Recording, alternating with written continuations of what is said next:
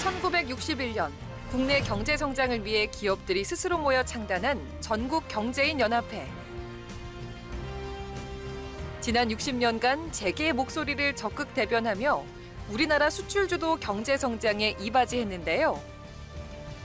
최근 4차 산업혁명과 코로나19로 인한 기업의 양극화 현상, 노사 갈등, 경영 환경의 변화 등으로 경영인의 역할이 갈수록 중요해지고 있습니다. 경제 대전환 시대에 우리 기업은 어떤 방향으로 나아가야 할지 권태신 전국 경제인 연합회 상근 부회장과 함께 자세한 이야기 나눠봅니다. 독일의 라인강의 기적이 있다면 우리나라는 한강의 기적이라고 부르죠. 한국전쟁 이후부터 1990년대까지 우리나라는 가파르게 경제 성장을 일궈냈습니다. 하지만 코로나19 사태부터 4차 산업혁명 시대, 친환경 정책 등 세계 시장의 환경이 변하면서 한국 경제에도 새로운 힘이 필요한 시점입니다. 네, 오늘은 권태신 전국경제인연합회 상근 부회장님 모시고서 우리 경제는 어떤 방향으로 나아가야 할지에 대해서 이야기 나눠보는 시간 갖도록 하겠습니다. 부회장님 어서 오십시오. 안녕하세요. 네. 중장년층한테는 그 전국경제인연합회, 정경련이 상당히 친숙한 단체인데요. 그러나 저희 대학생을 포함해서 젊은 세대들은 정경련이 어떤 단체일지 좀 궁금해하시는 분들이 있을 것 같습니다. 좀 소개 좀 부탁드리겠습니다. 1961년이니까 지금 만 60년 됐습니다. 그래서 지금 우리나라가 이렇게 잘 살게 되는 거는 전부 그 반도체, 이 핸드폰, 또 자동차, 조선, 철강, 석유화학 이거 다 우리 전경련 회원사들이 다 같이 만든 겁니다. 우리 전경련은 이 우리나라 주요 기업들, 대기업들이 만든 단체로서 네. 우리 경제 발전에 크게 기여를 했습니다. 가장 큰 특징이 네. 정부 돈 하나도 안 받고 세제 지원, 금융 지원 안 받은 순수 민간 경제 단체입니다. 그렇기 때문에 세계적으로도 전경련은 인정받습니다. 한미 재계회의, 한일 재계회의 뭐 이런 그 세계 주요 32개국하고 하는 회의를 60년 동안 지금 하고 있는 그런 경제단체이기 때문에 국가 경제와 일자리 만들기 위해서 꼭 필요한 단체입니다. 코로나19도 장기화되면서 기업들의 입장이 굉장히 어렵게 됐잖아요. 지금 현장에서 우리 기업인들이 체감하는 현장 분위기는 좀 어떻습니까? 아주 심각하고 힘듭니다. 대기업하고 제조업하고 수출하는 기업은 일부 그 기업들 반도체, 전자기기, 자동차 이런 데는 비교적 큰 회사니까 그 사람들의 성과가 좋아서 전체로 좋아 보입니다만은 네네. 속으로는 대기업하고 중소기업의 차이, 특히 가장 심각한 거는 영세기업하고 자영업의 차이가 심각합니다. 네. 특히 또 이 관광하고 해외 여행하고 관계 있는 항공업, 항공업계. 칼이라든지 뭐 네. 아시아나라든지 이런 제주에어라든지 이런 항공업이라든지 또 호텔이라든지 여행업 이 사람들은 아주 심각합니다. 그래서 이 사람들이 만약에 지금 이 고용지원금을 끊게 되면 몇만 명의 실업자가 나옵니다. 그래서 정부에서 꼭 좀 이 여행업, 항공업, 호텔업 이런 데도 그 같이 지원을 해 주셔야 됩니다. 그래 안 그러면 그 사람들을 다 해고하면 큰 문제가 생깁니다. 1997년에 외환위기, 네. 그리고 또 2008년에는 서프라임 모기지로 국제금융위기 이렇게 그 위기 상황을 저희가 견뎌왔는데 이번에 코로나19와 비교하면 어떻습니까? 외환 위기가 우리나라 6.25 전쟁 이후 가장 심각했습니다. 그렇지만은 그것은 단지 외환이 좀 부족했고 외국 사람이 돈을 안 빌려줬기 때문에 그런데 적자가 몇십억 달러씩 나던 것이 한 해 98년 한 해 흑자가 400억 달러 나면서 금방 위기를 극복했습니다. 물론 많은 사람들이 일자는 잃고 또 했습니다만은 2008년의 국제금융위기는 우리는 아무런 잘못이 없었어요. 미국이라는 나라에서 모기지 론이라고 해서 그 모기지 론이 얼마나 부도가 나는지 모르니까 어느 정도 이제 부도가 드러나기 시작하니까 모든 금융기관이 돈을 안 빌려줘서 네. 그러니까 이제 자기들 돈을 갖고 빨리 그 운영을 해야 되니까 돈이 많은 한국에서 돈을 뻗어가서 그 국제금융 위기가 났는데 그것도 우리가 또 남들보다 금방 위기를 극복했습니다. 코로나 위기는 어떠냐? 큰 충격을 우리나라나 전세 산업에 주고 있습니다. 특히 이 영세 자영업들이 다 무너지기 직전이고 또 이 중소기업이나 이런 사람들이 힘들고 여행업이 이제 힘든데 문제는 이것이 금방 극복이 안 되는 상황이라는 게 어렵습니다. 언제 끝날지 모르고. 이 수치로 비교하면 당장은 안 드러나오지만은 내부적으로는 외환위기, 국제금융위기보다도 더 심각한 그 상처를 놓는다. 단지 이것이 안 드러나 보이는 거는 정부가 지금 전부 빚을 내서 막 돈을 풀어서 잠시만 괜찮아 보이는 거지. 그 돈은 또 누군가 언젠가 갚아야 돼요. 네. 우리나라 경제 구조만 봐도 사실 무역, 수출 의존도가 굉장히 높은 나라잖아요. 근데 글로벌 위기 상황이 지금 언제까지 이어질지도 모르는 상황에서 우리 부회장님께서는 지금 현재 상황, 그러니까 이제 또 미래 상황에 대해서 어떻게 판단을 하고 계시는지도 좀 궁금합니다. 네. 큰일입니다. 우리가 지금 뭐 코로나 위기 대응을 잘하고 경제 회복 잘했다고 하는데 그거는 우리나라 경제적인 문제점이 있어서 그래요. 우리가 제조업, 수출 기업 위주가 돼 있고 서비스 산업이 없어요. 약해요. 이 미국은 서비스 산업 비중이 전체 산업의 80%, 일본, 독일이 70%, 네. 한국은 60%예요. 근데 이번에 코로나 때문에 제일 위기 받은 데가 극장이라든지 식당이라든지 저 백화점이라든지 이런 서비스 산업이잖아요. 그러니까 우리는 서비스 산업 비중이 적었기 때문에 이 금방 좀 타격이 다른 나라보다도 성장률 떨어지는 게 마이너스가 줄었어요. 네. 거기다가 우리가 제조업, 수출업을 하면서 이 사람들이 비대면으로 전부 핸드폰이나 컴퓨터나 뭐 전부 전자로서 줌이나 이런 걸로 회의하니까 우리 반도체가 우리나라 세계에서 제일 세니까 많이 팔려서 괜찮아 보이는 것이지 실제 내막적으로는 우리가 미래 산업도 대비도 못하고 또 이 국내적으로는 기업하기 어려운 환경이 있고 그래서 이 코로나 위기 극복도 쉽지 않다. 지금 그 부회장님께서는 정경련에 오시기 전에 그 경제 관료로서 정말 잔뼈가 굵지 않았습니까? 근데 지금 말씀하신 대로 그 정부가 돈을 풀어서 그 경기를 부양한다. 근데 결국 이게 미래 세대의 빚이거든요. 그래서 여기에 대해서는 또 어떻게 생각하십니까? 돈을 막 풀어가지고 이 정부 들어오기 전에는 36%였던 국가 비율이 내년에 50%를 넘어가요. 그럼 우리가 가지고 있는 외환보유고로도 해결이 안 됩니다. 그래서 제일 중요한 거는 이 국가 부채를 해결을 해야 되는데 한 번 늘어난 부채는 막 늘어나기 시작하지 줄일 수가 없어요. 근데 너무 이건 또 누군가 갚아야 돼요. 지금 30, 40대가 20년 내로 다 갚아야 돼, 네네. 자기들이. 그래서 그런 이 국가 부채 문제가 심각하고 또 가계 부채도 지금 1,800조 가까이 돼가지고 GDP의 뭐 98% 가까이 되는 이런 문제가 있고 거기다가 우리가 잘할 수 있는 것이 서비스 산업. 그게 뭐냐 하면 교육, 의료, 관광, 법률, 이 특히 예능 이런 거를 규제를 안 풀어가지고 막 나오게 해야 되는데 그것도 규제는 막 하고 그러니까 우리나라의 큰 문제점은 미래 성장 동력이 없다. 또 반기업 정서가 많다. 이 교육이라든지 이런 서비스 산업에 약하다. 걱정 많이 합니다. 기업 환경이 많이 이제 또 경영에서 변화가 되고 있습니다. 요즘에 또 ESG 경영이 필수화가 되고 있고요.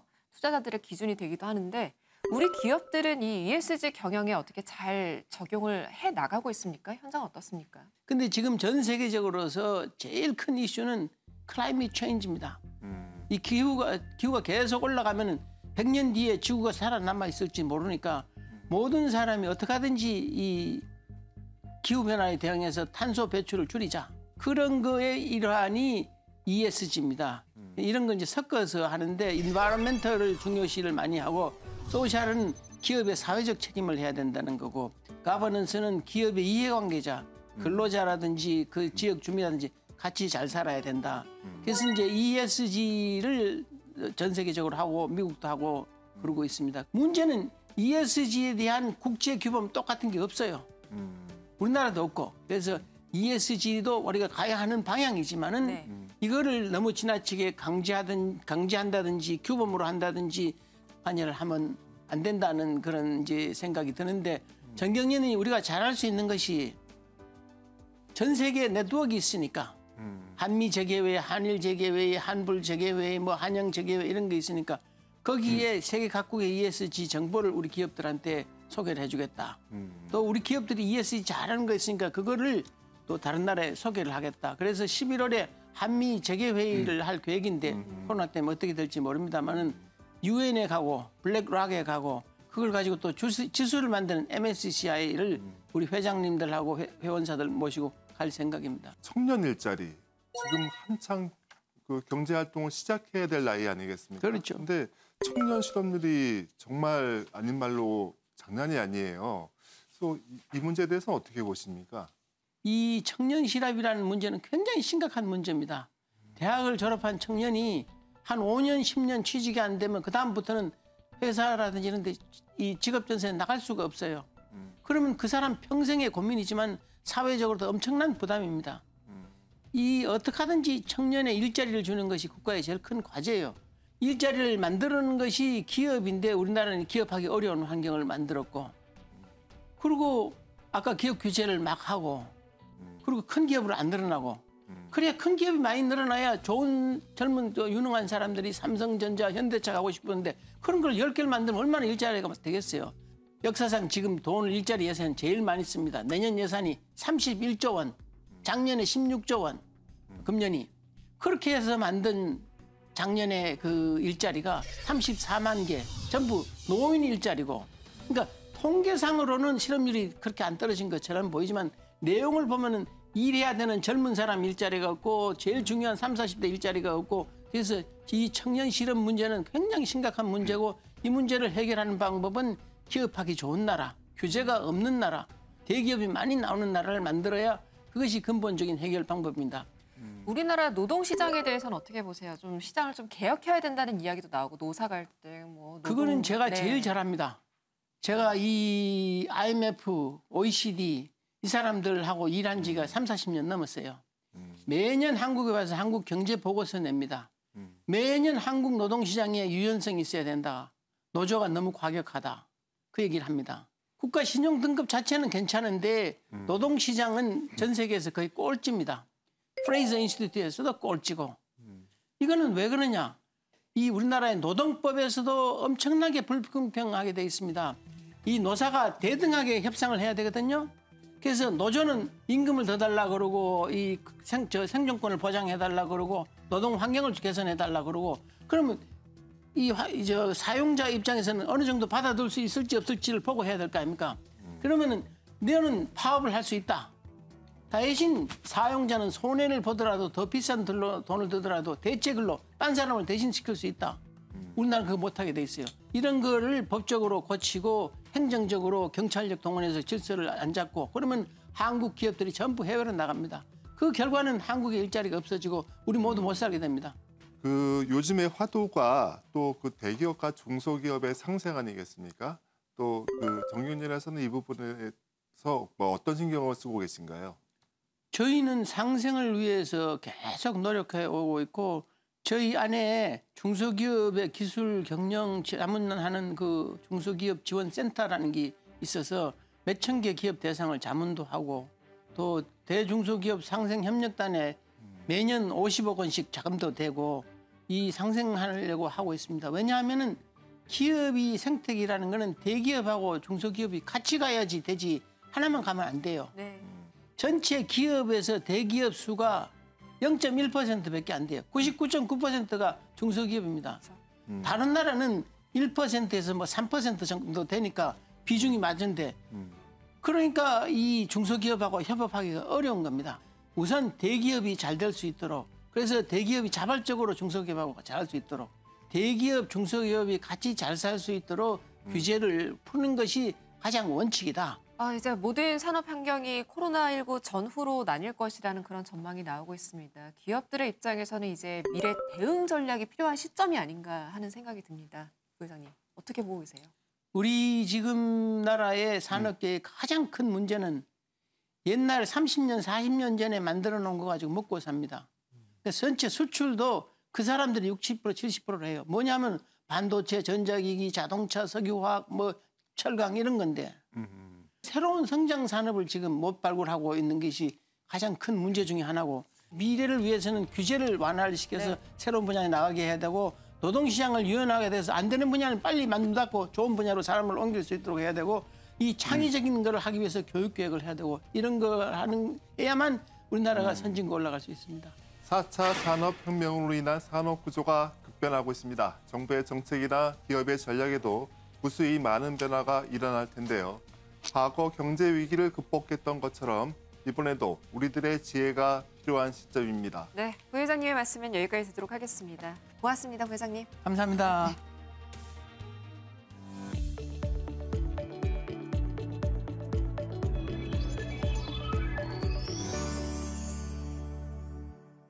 코로나19 이후에 일회용품 쓰레기 문제가 심각한 요즘이죠.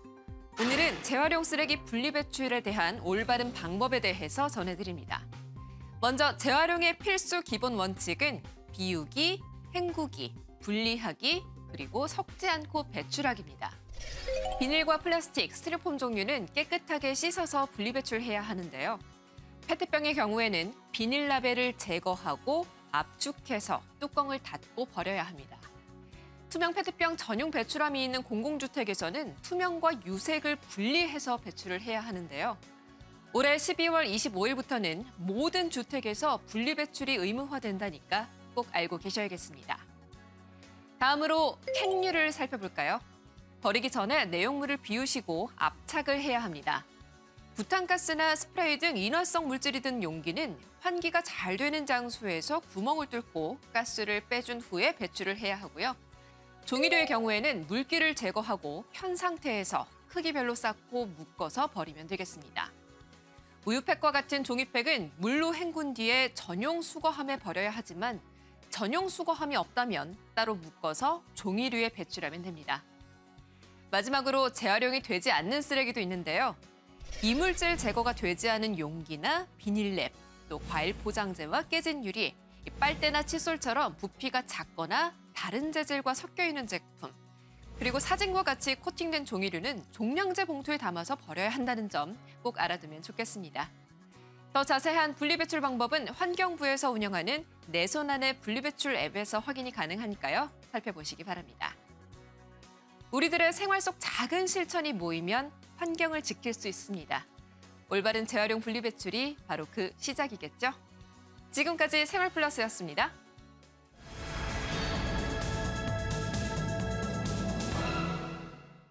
중소식품기업의 식품안전관리와 품질 향상을 위해 설립된 식품안전상생협회. 국내 식품제조가공 기업의 90% 이상을 차지하는 중소식품기업을 위해 품질 안전 지원과 식품 안전 교육 등 다양한 지원 사업을 무상으로 펼치고 있는데요. 모든 소비자가 안전하고 건강하게 즐길 수 있는 식품 안전 환경을 구축하려면 어떻게 해야 할까요? 김민규 식품안전상생협회 상임이사와 함께 이야기 나눠봅니다. 축산물과 수산물 이력제, 원산지 표시 관리 등 여러 곳에서 소비자가 안심하고 먹을 수 있도록 식재료들이 관리 감독되고 있는데요. 하지만 영세한 식품기업은 대기업과 달리 식품 안전 관리에 어려움이 적지 않습니다. 네, 이런 중소식품 기업의 대기업의 식품 안전 관리 노하우를 전수하면서 기업 간의 상생을 돕고 있는 곳이 있습니다. 오늘은 식품안전상생협회 김민규 상임이사님과 함께 이야기 나눠보도록 하겠습니다. 시청자들의 이해를 돕기 위해서 그 식품안전상생협회 어떤 곳이고 또 설립 배경은 무엇인지 설명 좀 부탁드리겠습니다. 저희 식품안전상생협회는 중소식품기업의 식품안전 역량 향상 지원을 통한 사회 공헌과 공유가치 창출을 추구하는 비영리 재단법인입니다. 네. 대부분의 대기업들 같은 경우는 약간의 이름의 차이는 있습니다만 품질안전센터나 또는 식품안전센터와 같은 전문 조직 기능을 갖고 있습니다. 그러한 조직의 기능을 받아서 품질 이슈 대응을 하는데 중소기업의 대부분은 또 그러한 기능이 없습니다. 그래서 사회적인 품질 이슈가 생긴다라든지 또는 내부 이슈가 발생한다라든지 또는 뭐 정부의 어떤 식품안전 정책이 변화한다라든지 할 때 신속하게 효율적으로 대응하는 면이 부족했습니다. 네. 그래서 지난 2014년에 우리나라 이제 식품 대기업에서 공익적 목적의 그 재단 법인의 출범을 계획을 했고 2014년 1월에 이제 출범을 했습니다. 그래서 그러한 출범을 계기로 대기업의 식품안전 노하우를 중소식품기업과 공유할 수 있는 이 상생의 창구가 이제 마련됐습니다. 식품 산업이라고 그 예외는 아닐 것 같습니다. 그 전체 그 식품 기업 중에서 그 중소기업의 비중은 얼마나 됩니까? 2020년 그 식품의약품 통계연보에 따르면 우리나라 식품 제조업 가공업소는 3만 703개소에 달합니다. 네. 그리고 생산액은 53조에 이르는데요. 그런데 이제 그중에서 우리가 눈여겨봐야 될 것은 이 종업원 20인 이하의 기업의 규모입니다. 전체의 91.2%를 차지하고 있고요. 숫자로는 27,573개를 차지합니다. 그리고 또 매출액이 20억 이하인 기업도 전체의 89.6%를 차지하는데요. 숫자로는 27,115개에 네. 달합니다. 대부분의 기업들이 소규모인 것이죠. 그러면 식품 제조 기업 중에 90%가 영세한 기업이라는 건데 이사님께서 이제 현장에서 목소리를 들어보셨을 때 아무래도 어렵다 보니까 뭐 지원책이라든지 대책이라든지 좀 마련해달라는 목소리가 나올 것 같습니다. 어떤 목소리를 좀 들으셨습니까? 과연 우리나라 중소식품기업들이 필요로 하는 것이 무엇인지 그리고 대기업에서 그럼 무엇을 도와줄 수 있는지 조사를 했었는데요. 당시에 130개 중소기업을 대상으로 저희가 설문조사를 실시를 했습니다. 네, 설문조사를 해보니까 뭐 품질 관리라든지 또는 뭐 품질 검사 또는 식품안전 정보의 부족을 얘기했던 게 약 33% 정도를 차지했었고요. 그리고 또 하나는 전문적인 인력을 양성하는 어떤 식품안전 교육이 좀 부족하다 하는 게 26%를 차지했었고, 네. 그리고 이제 또 하나는 외부 전문가들의 도움을 좀 받았으면 좋겠다 하는 것도 23%를 차지했습니다. 그래서 저희가 출범을 할 때 이런 설문조사 결과를 바탕으로 해서 이제 목적 사업을 정했고요. 네. 5개를 정했고 그 이후에 이제 저희가 어떤 추가적으로 목적 사업을 추가해서 오늘에 이루고 있습니다. 네. 그럼 협회에서 하고 있는 일이 이제 목적 사업, 중소식품 기업들을 위한 목적 사업이라고 말씀하셨는데 그 네. 사업이 정확히 구체적으로 어떤 내용인지가 궁금합니다. 네. 저희 협회는 5개 목적 사업을 갖고 있습니다. 그중에서 이제 저희들이 가장 크고 중요하게 생각하는 게 뭐냐 하면 중소식품기업의 현장 개선을 도와주는 품질안전 지도 사업입니다. 한마디로 말씀드리면 현장의 위생관리 수준을 높여주는 겁니다. 위생관리. 네. 그래서 지원 대상 업체에 선정이 되면 1년에 저희가 4번 내지는 5번 그 중소기업의 현장을 방문을 합니다. 현장을 방문을 해서 문제점을 발굴한 것을 계속 개선을 해줍니다. 그래서 연말까지 저희들이 이제 개선 활동을 하는 사업이 하나가 있고요. 두 번째로는 그 식품안전 전문 인력을 양성해주는 식품안전 교육 사업이 있습니다. 그 식품 제조업을 하려면 일단 기본적으로는 식품위생법부터 알아야 되지 않겠습니까? 그리고 식품 공정도 알아야 되고, 그리고 그 외에도 뭐 표시 기준이라든지 뭐 광고 심의 기준이라든지 또는 아까 말씀드렸던 헬스 관리 기준이라든지 알아야 될 것이 많이 있는데 중소기업의 경우에는 그것을 자체적으로 학습할 수 있는 인프라가 없는 것이 좀 문제였고요. 그래서 이제 그런 부분을 저희가 이제 교육 프로그램의 목적 사업에 넣었던 게 되겠고요. 세 번째로 하는 것은 저희들이 그 학술 토론 행사가 있습니다. 저희가 연 2회 정도 학술 세미나를 개최합니다. 그래서 이제 학술 세미나를 할 때는 현재 식품업계가 안고 있는 공통적인 문제점이라든지 또는 개선해야 될 것, 그리고 또 하나는 정책적으로 식품업계 발전을 위해서 제안해야 할 것을 각계 전문가를 모시고 세미나를 하고 그 세미나 결과를 이제 정책 의사결정기관에 건의하는 이제 그런 절차를 밟는 게 있습니다. 네. 그리고 이제 네 번째로는 저희가 이제 분석 관련 지원이라는 사업이 있는데요. 이거는 뭐냐 하면 식품 제조업을 하면 그 자가 품질 검사 또는 기기 검교정 같은 품질 비용이 발생하게 됩니다. 근데 이제 중소기업 같은 경우는 이러한 비용을 부담하는 것도 좀 부담스러워하는 경우도 있고 해서 저희 지원 대상에 선정이 되면 저희가 1년에 300만 원 범위 내에서 지원을 합니다. 무료로 지원을 하게 되는 것이죠. 마지막 5번째는 그 기타 목적 사업이라고 있는데 여기는 2가지 사업이 있습니다. 하나는 신제품 개발을 할 때 저희가 지원해주는 사업이 하나가 있고요. 또 하나는 전시회 참가 지원을 해줍니다. 이번에 저희들이 서울푸드 2021에도 참가를 했었는데 전시회에 무료로 초청을 해가지고 부스를 열어주고 거기에서 기업을 홍보할 수 있도록 도와주는 사업이 있습니다. 이렇게 5개 사업을 저희가 진행을 하고 있습니다. 중소식품기업의 식품안전을 무료로 지원하신다고 하셨는데 어떻게 가능한 겁니까? 그 저희가 2014년도에 협회를 설립하면서부터 2가지 원칙을 견지하고 있습니다. 하나는 무상이익의 원칙이고요. 하나는 수혜 평등의 원칙입니다. 그리고 이제 이렇게 무료 지원이 가능한 것은 뭐 다들 생각하시겠습니다만은 협회를 설립한 기업에서 계속적인 지원을 하고 있기 때문이고요.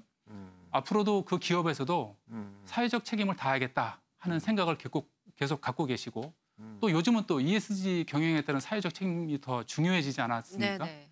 그러한 생각과 경영 방침을 갖고 계시기 때문에 이러한 원칙은 계속 될 것입니다. 그러면은 지원 대상 선정은 어떻게 되는 것이고 어떤 절차를 거쳐서 또 교육을 받게 되는 건지에 대해서도 알려주세요. 저희가 그 매년 1월 달에 저희 홈페이지를 통해서 공고도 하고요. 아, 매년 1월이요? 네네. 매년 1월 초에 합니다. 그렇게 하고 또 우리나라에 보면 각종 식품 관련 단체들이 많이 있습니다. 협회에도 많이 있고요. 네. 그런 단체나 협회를 통해서 저희들이 그 소속된 업체들이 지원할 수 있도록 그렇게 다 연락을 취합니다. 그렇게 해서 전국에 있는 모든 식품 제조업소들이 저희의 이제 고객이 돼서 지원을 할 수가 있는 거고요. 그렇게 해서 25개 업체를 1년에 기본적으로 선정을 합니다. 그 선정 기준은 저희가 종업원 수, 그리고 매출 규모, 그리고 품질 관리 기능 여부를 보는데 저희가 이렇게 종업원 수하고 매출 규모를 보는 이유는 기업이 크면 자체적인 관리 조직이라든지 기능을 갖고 있기 때문에 굳이 저희들이 지원을 안 해도 되는 부분이 있고 너무 작으면 저희들이 지원할 때는 어느 정도 수준이 올라오지만 그 이후에 지속적으로 관리가 또 안 되는 또 문제점이 있습니다. 그렇기 때문에 저희들이 이러한 기준을 현재는 갖고 지원을 하고 있고요. 네. 1차적으로 이렇게 해서 선정이 되게 되면 2차적으로 저희들이 경영자 면담을 합니다. 경영자 면담을 하는 이유는 대표자께서 품질 관리에 대한 생각을 갖고 지원을 하셨는지 아니면 단순한 1년 동안의 지원 효과만을 기대하고 하셨는지 사실 그것도 중요하거든요. 왜냐하면 지속성이 중요한 거기 때문에요. 그래서 이제 그런 부분에 대한 걸 보고 있습니다. 이 수익 사업이 아니라 지금 하고 계신 일의 대부분이 지원 사업이잖아요. 그렇습니다. 근데 이게 지원 사업인데도 하다 보면 또 민원이 발생을 합니다. 네. 그래서 뭐 어떤 민원이 좀 들어오고 있습니까? 사실 중소기업의 경우에는 품질 담당자가 정해져 있지 않은 경우가 종종 있습니다. 그러다 보면 저희들이 전달하는 거를 제때 실행되지 않는 경우도 있고요. 또 이전까지 지원했던 게 가보면 담당자가 바뀌어가지고 처음부터 다시 해야 되는 그 경우도 생기고요. 네. 그리고 저희가 중점적으로 사실 지원하는 사업은 이렇게 현장 개선을 하는 어떤 품질 안전 지도나 또는 품질 전문가, 식품 안전 전문가를 양성하는 식품 안전 교육인데 일부 중소기업에서는 뭐 분석비 지원이나 같은 어떤 금전적인 어떤 도움에만 네. 너무 좀 관심이 큰 그런 경우도 있어서 그게 좀 아쉬운 점이 있는데요. 그렇기 때문에 처음에 업체를 선정할 때 저희가 경영자 면담을 하면서 이제 그런 부분에 대한 걸 한번 파악해 보려고 네, 그렇게 합니다. 그러시군요. 네. 협회가 2014년도에 설립이 됐다고 들었습니다. 이제 네. 설립이 된 지 한 네. 7년 정도가 지났죠. 그동안의 성과에 대해서 시청자 여러분들께 소개를 해 주신다면요. 지난해까지 저희가 그 품질 안전 지도를 했던 그 누적 업체 수가 153개 정도 됩니다. 현장 지원은 432회 정도 했습니다.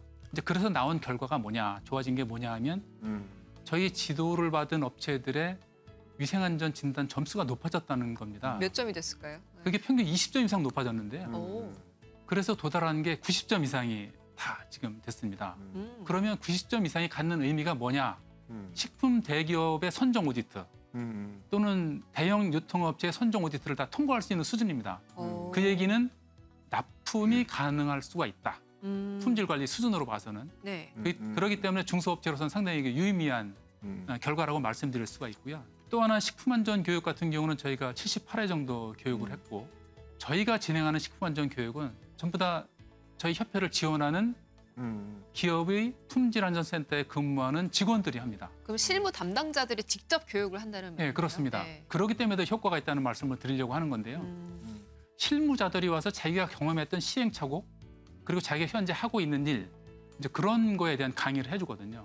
그래서 이제 강의를 듣는 분들도 저희가 계속 강의 평가를 합니다만 뭐 5점 만점에 4.6점 이상이 나오는 거 보면 일단 만족도는 비교적 높은 편이다라고 이제 그렇게 생각을 합니다. 아, 그리고 또 하나 여쭤보자면은 지금 산업계 ESG 경영이 굉장히 화두입니다. 네. 식품 기업이라고 해서 그 ESG 흐름을 좀 뭐 비껴나갈 수는 없는 노릇이고요. 하지만 식품 제조업의 영세 기업이 한 90% 이상이라면은 ESG 경영을 하는 데 있어서 조금 어려움이 있지 않을까 하는 생각도 듭니다. 네. 뭐 협회 측에서 혹시 관련해서 지원 준비를 하고 계시는지 궁금하네요. 저희가 그 식품안전 교육 정규 프로그램이 13개가 있고 매년 뭐 3-4개의 프로그램을 저희들이 시의성 있게 편성한다고 말씀을 드렸었는데 금년에도 지난 5월 달에 그 식품 포장 개발 및 문제 해결 과정이라는 것을 새로이 만들어서 진행을 했습니다. 근데 이 프로그램을 저희가 진행할 때도 그 대기업에서 그 포장 개발 센터장을 한 분을 강사로 초빙을 하면서 미리 중소기업 경영자들하고 업무 담당자들에게 설문을 했습니다. 저희가 이런 과정을 하는데 과연 어떤 얘기를 듣고 싶으시냐 그렇게 조사를 해보니까 그 친환경 포장 그리고 포장 재료의 안전성 확보 그리고 또 하나는 포장 불량으로 인한 포장재 폐기율 감소에 대한 게 알고 싶다 그런 게 조사가 됐고 이러한 컨텐츠로 저희가 이제 구성을 했습니다. 그래서 이제 교육에 참여했던 대표자나 담당자들이 교육 결과에 대해서 뭐 많이 만족을 하셨고 ESG 경영이 필요하구나. 우리 회사도 친환경 포장으로 가야겠다.